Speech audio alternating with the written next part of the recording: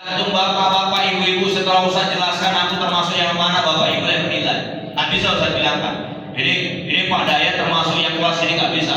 Pak Kevin termasuk yang nggak bisa. Bapak ibu yang menilai diri bapak ibu sendiri termasuk kelas yang mana dapatkan ampunan. Ada 3 Pak. Ada 3. Bu, ada berapa Bu?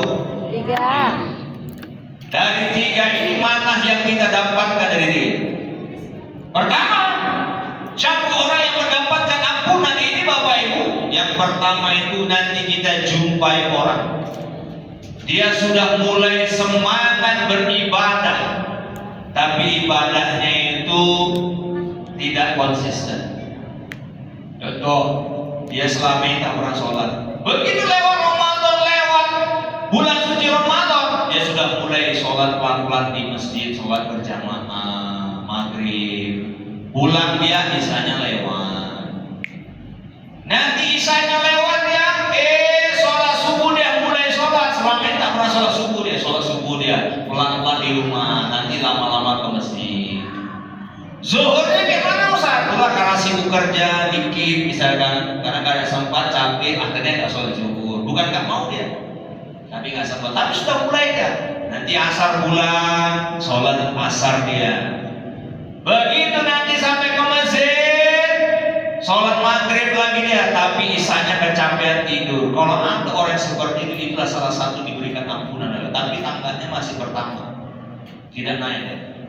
Dulu gak selera dia sholat malas, tapi dengan Ramadan berlalu ini, puasa Ramadannya, tarawihnya, dan amal-amal ibadah sudah membentuk dia rasa takut dia kepada Allah, sudah mengerjakan amal-amal besar tadi. Walaupun perbuatan maksiatnya sedikit-sedikit masih dikerjakan. Jadi Bapak Ibu, jangan kita salahkan orang seperti itu, nggak boleh. Karena itu termasuk orang yang mendapatkan ampunan dari Allah Subhanahu Wa Taala, walaupun ampunannya tidak maksimal.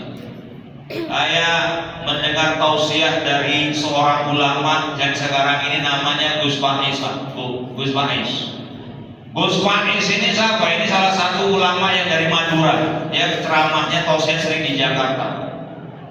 Ketika tausiah dia di daerah Priok atau daerah Jakarta Utara, kalau nggak salah Ustaz, Priok itu di daerah Jakarta Utara, kalau nggak salah Ustaz, daerah sana lain.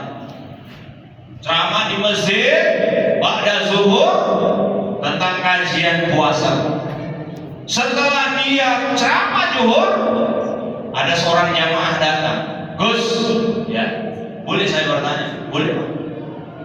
Apalah kira-kira hukumnya orang yang dia rajin sholat 5 waktu, tapi dia tidak melaksanakan puasa Ramadan? Gus, tolong Gus jawab. Dengan lantang Gus Faiz mengatakan orang itu berdosa besar. Dengan lantang dia mengatakan orang yang melaksanakan sholat 5 waktu itu, lantas dia tidak berpuasa, dosanya besar sekali. Lantas Bapak itu tadi pun mengatakan, Gus, orang yang rajin sholat 5 waktu itu dan orang yang tidak berpuasa itu saya lah Gus. Dia langsung ngomong gitu Pak, saya Pak. Berarti saya berdosa besar Gus. Iya Pak. Pertanyaan berikutnya, Gus mengatakan, kenapa Bapak rajin sholat tapi nggak berpuasa? Oh, jawabannya Pak menukik dan kemudian memukul batin kita kalau kita dengar. Apa jawaban dari Bapak tadi yang dia rajin sholat 5 waktu tapi nggak puasa Ramadan? Gus, dijelaskan sama beliau. Kalau seandainya saya Gus, insya Allah selama hidup saya sholat 5 waktu nggak perhatikan. Selama saya masih bisa ke masjid, saya sholat ke masjid. Tapi Gus, kalau saya berpuasa, memang saya tidak pernah berpuasa Ramadan selama ini. Udah berapa tahun ini saya nggak puasa Ramadan. Bukan saya tidak mau, tapi ada alasan. Seandainya saya berpuasa Ramadan, kalau saya berpuasa Ramadan, maka ada 5 orang di rumah saya Gus tidak berpuasa. Kalau saya berpuasa. Tapi sebaliknya, kalau saya tidak berpuasa, maka ada orang di rumah saya 5 orang dia berpuasa. Dibalik Pak. Apa sebabnya Pak? Saya ini kan seorang kuli pantul. Kuli pantul itu apa ya? Kuli pantul sih. Tiku-tiku, tukang musuh-musuh, ngangkat-ngangkat. Ngangkat-ngangkat goni, ngangkat barang berat, pelabuhan Pak. Kita aja ini yang jauh dari pelabuhan ini Martubung ini, kalau siang-siang hari panas kan? Panas. Yang nggak kerja berat aja nggak ngangkat apapun, kalau Ramadan gimana tepar kan ini? Pak jawab dulu Pak. Tepar. Yang nggak kerja berat, banyak orang siang hari tepar, apalagi bapak ibu. Yang kita lihat bapak ini yang kerja mengangkat dari pagi sampai sore Pak. Kalau saya bekerja, saya pasti nggak berpuasa. Tapi kalau saya berpuasa, saya nggak bisa bekerja Gus. Sehingga saya nggak dapat duit. Kalau saya nggak dapat duit, maka apa yang terjadi? Anak, istri dan cucu saya tidak bisa makan sahur dan tidak bisa makan berbuka. Maka saya rela karena saya hari ini tidak berpuasa supaya mereka anak dan cucu serta istri saya bisa berpuasa. Tapi kalau hari ini saya tidak berpuasa, itulah mereka punya harapan untuk bisa beribadah. Tapi kalau saya hari berpuasa, mereka tidak bisa makan sahur dan tidak bisa berbuka. Menangis Gus tadi Pak. Menangis. Pak, saya mohon maaf, saya sudah mengatakan Bapak berdosa besar. Hari ini saya melihat Bapak, saya hanya bisa berbicara Pak, tapi ternyata hari Bapak telah memukul batin saya. Terpukul ya Pak. Ini amplop saya. Kan dia dapat amplop ceramah di Jakarta itu Pak Dayat, Pak Kevin, Pak J.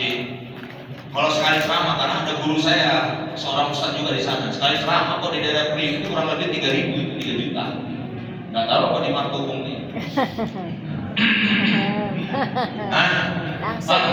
Amin amin amin.